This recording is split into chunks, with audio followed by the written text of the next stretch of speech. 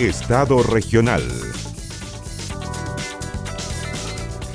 ¿Cómo están? Bienvenidos a este nuevo capítulo de Estado Regional, hoy con un rostro conocido, no tan solo como parlamentario, porque anteriormente fue gobernador, cuando todavía no era por elección popular. Así que vamos a darle la bienvenida y muchas gracias porque hoy nos recibió en su oficina. ¿Cómo estás, diputado Felipe Donoso? Muchas gracias por estar con nosotros. Muy bien, muchas gracias. Aquí estamos contentos y felices de recibirlo para esta entrevista.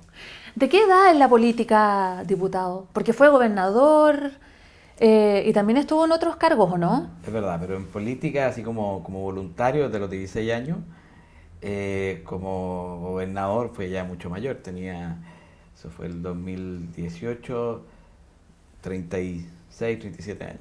¿Cuánto tiene ahora? Hoy día 42. Es muy joven igual. Eso espero. ¿Y cuáles son las proyecciones para las próximas elecciones? Personales. Suya. La verdad que voy a ir a la reelección, creo que tenemos mucho que aportar todavía, me gusta el mundo legislativo, creo que el mundo de la idea, donde las cosas que se hacen a veces no tienen efecto inmediato, que es más rápido, más entretenido, pero sí tienen efecto permanente, que es lo que uno busca en definitiva cuando va tratando de aportar en el desarrollo del país. Y allí donde usted quiere aportar en ese desarrollo, sin dejar de lado, por supuesto, el Maule a quien usted representa, ha sido muy difícil poder abrir camino en ciertos temas, en ciertas áreas que aún se encuentran muy centralizadas. Mire, efectivamente, ser diputado no es tan fácil porque uno es un voto de 155. Y del Maule, además, uno dice, muchas veces Santiago es Chile. Y lo que hay que quebrar es eso, es decir, ¿sabe qué? El Maule es la cuarta región del país, tiene una serie de necesidades.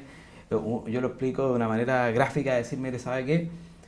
Santiago es una ciudad del primer mundo, una ciudad desarrollada, y en los principales lugares de Santiago uno ve el primer mundo. Pero a pocos kilómetros está Talca, o está Curicó, y si avanzamos a escasos kilómetros de cualquiera de las comunas principales de la región, uno llega a un lugar sin señal de teléfono, sin agua potable, sin luz eléctrica a veces, y que si le pusiéramos un león estaríamos en África. O sea, el tercer mundo está a escasos kilómetros de las principales ciudades del país. Y eso no nos habla de un país desarrollado, ni siquiera de un país en vías de desarrollo. El desarrollo se ha ido alejando. Y esa es la pega que tenemos que enfrentar hacia adelante. No puede ser que un país que tenía el desarrollo ahí, que hace 10 años atrás hablábamos que el 2017, 2020 íbamos a alcanzar el desarrollo. Bueno, estamos en el 2025 y aún no somos un país desarrollado, y eso ha sido por errores de la política. ¿Y usted piensa, diputado, que precisamente hace 10 años atrás estábamos en un buen camino, según lo que usted me dice, pero ¿qué pasó ahora? ¿Retrocedimos mucho? Yo creo que sí, por muchos aspectos. Lamentablemente se perdió ese norte del desarrollo y nos fuimos quizás ocupando o instalando problemas que no hablaban tanto de la pobreza, no hablaban tanto de cómo superar ese problema que se fue escondiendo un poco adentro de los hogares. Yo cuando partí en política, y eso no hace tanto con respecto a otras personas, la pobreza la veíamos en la calle. Estaba a escasas cuadras de los centros, uno caminaba en tal que veía más de un campamento. Hoy día eso no se ve. No se ve una pobreza a pie pelado, no se ve una pobreza con desnutrición, no se ve en la calle. Pero cuando uno recorre, cuando uno está en esta actividad intensamente, cuando uno recorre las 19 comunas del Maule, sí la encuentra. Y la encuentra las 19 comunas que son de su distrito. Claro, de mi distrito, el distrito de lo que es Maule Norte, o distrito 17. Uno la encuentra al interior de los hogares, y principalmente al interior de los hogares de los adultos mayores. Diputado, y en este sentido, ¿qué le provoca a usted? Por ejemplo, hoy salió un nuevo informe de los campamentos. Si bien Maule no es de las principales regiones, sí es una de las que muestra mayor crecimiento. Mire, yo en el primer gobierno del presidente Piñera, como voluntario, me preocupé que en la región termináramos el gobierno sin campamento. Eso ocurrió pocos días después de terminado el gobierno del presidente Piñera, cuando se inauguró la población del Parque 4, donde se fueron los dos últimos campamentos que en ese minuto quedaban en la ciudad de Talca. Hoy día lamentablemente uno ve un campamento en Curicó, uno ve un campamento y se va ampliando día a día en los alrededores de Talca, al lado del río Claro. Entonces uno dice, ¿qué estamos haciendo mal? ¿Por qué se alejó la vivienda como una posibilidad real de las familias? ¿Por qué vuelve a ser una opción tomarse un terreno para lograr obtener una vivienda? Y eso se explica por varios factores. Uno, porque hicimos las cosas mal. Aquí nos farreamos con los retiros, la posibilidad, por ejemplo, de obtener créditos baratos para la clase media. Hace 5 años atrás, una persona recién egresada a la universidad salía y tenía la capacidad de pedir un crédito hipotecario y comprarse un departamentito. Hoy día, una familia con varios años de ejercicio de la profesión no es capaz de comprarse una casa ni un departamento. Entonces se nos empezó a alejar a la clase media la posibilidad de tener vivienda. También eso desplaza a la gente con menos recursos de la posibilidad de obtener una casa. Vemos que las viviendas sociales tienen un valor de arriendo muy alto. Las viviendas sociales. De arriendo. De arriendo. Por lo tanto, lo que va pasando es que las personas no pueden acceder ni siquiera por arriendo a una vivienda.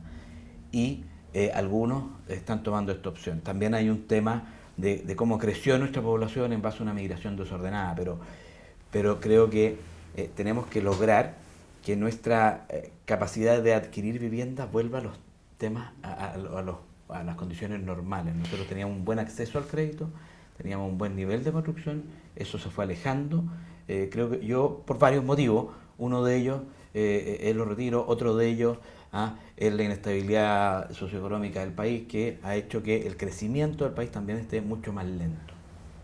¿Y usted qué le parece esas cifras precisamente, las que se proyectan de crecimiento para el próximo año y que estamos creciendo en torno a un 2% y un poquito menos? En otros gobiernos como el de Eduardo Frei, ¿verdad?, crecíamos al 6%. Aprox. ¿Qué le parece a usted eso? Pensando también en el gobierno en el que usted trabajó, que es el gobierno de Sebastián Piñera. Mire, nos tocó en el gobierno del presidente Piñera, y eso lo discutimos harto con el ministro actual de Hacienda, que cuando le conviene compara las cifras con el gobierno anterior, pero se le olvida que hay pandemia y que hay un estallido social. Entonces tenemos que compararlo con tiempos normales. Pero sí, mire, en el periodo normal del presidente Piñera, el crecimiento del país era razonable.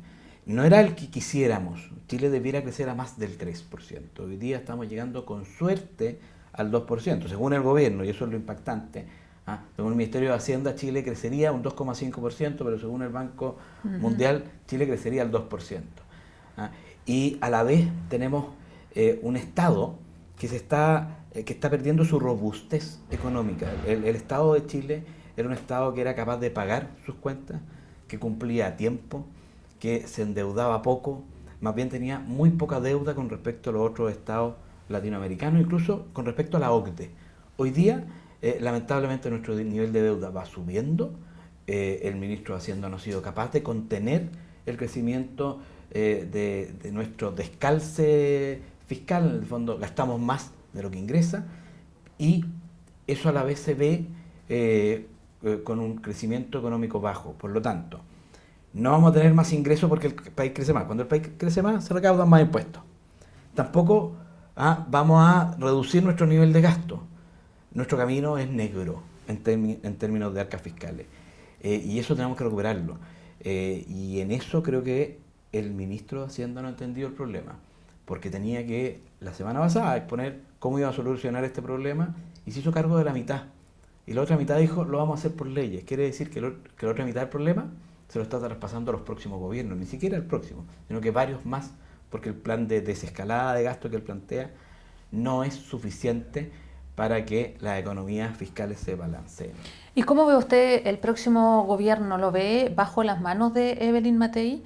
Y entendiendo que así fuese, porque todo esto está siendo tan volátil, ¿verdad?, tan dinámico, líquido, el escenario, tan líquido, lo escuché también. Pero sin duda que va a ser un gran peso el tema económico. Efectivamente, mire, si la elección fuese hoy día, seguramente la presidenta sería Evelyn Matei. Y nosotros estamos haciendo todo el esfuerzo para que Evelyn Matei sea la candidata presidencial que gane la elección.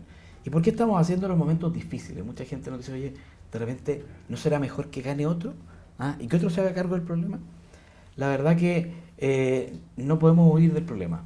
Y si queremos enfrentarlo y de buena manera, creemos que los equipos que conforman Chile Vamos, que han sido capaces de administrar el país en momentos difíciles, son capaces de enfrentar esta situación y reconducir el país a tener una mejor economía fiscal, por lo tanto también la capacidad de proyectar una economía interna de las personas, que pueda el país crecer más, y no podemos olvidarnos de la delincuencia, de la salud y de la educación. Son temas gravísimos.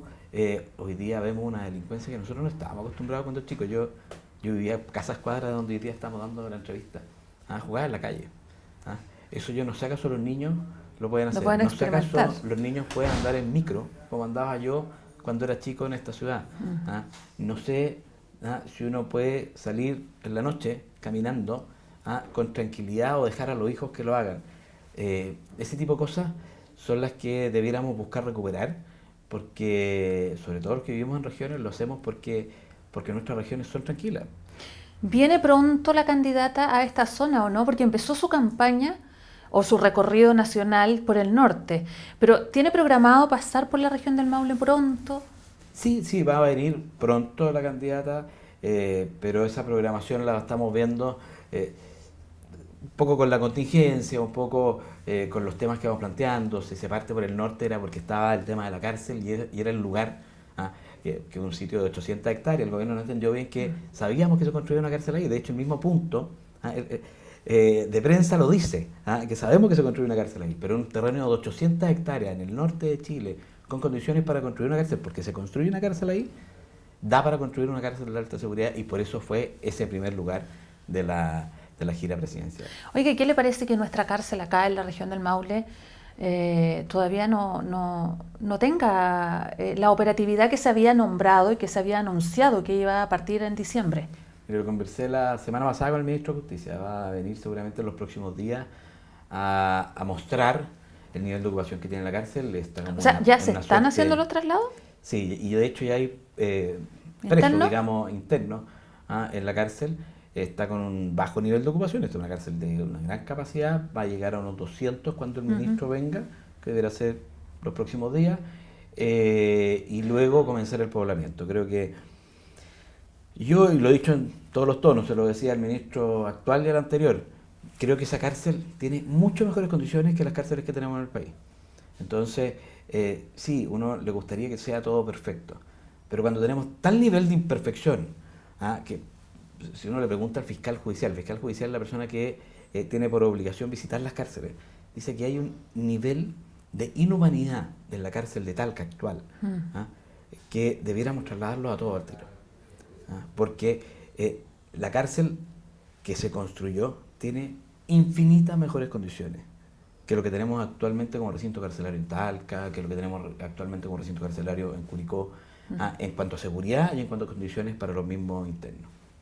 Diputado, siempre es un gusto poder conversar nuevamente con usted porque hay tantos temas de los cuales analizar. De hecho, se nos queda mucho en el tintero, pero queremos dejarlo invitado para una próxima oportunidad. Nos queda harto todavía y cada vez se necesita ir conversando más temas de contingencia, sobre todo ahora que ya vienen fuertemente las elecciones también. Así que invitado para otra próxima oportunidad y muchas gracias por recibirnos también en su oficina. Muchas gracias, cuando quieran, yo feliz de recibirlo, de conversar y de proyectar un poquito la región hacia adelante. Muchas gracias, diputado. Nosotros nos despedimos, que tengan un lindo fin de semana. No olviden nuevamente el lunes en las noticias y el próximo viernes nuevamente en Estado Regional. Que descansen.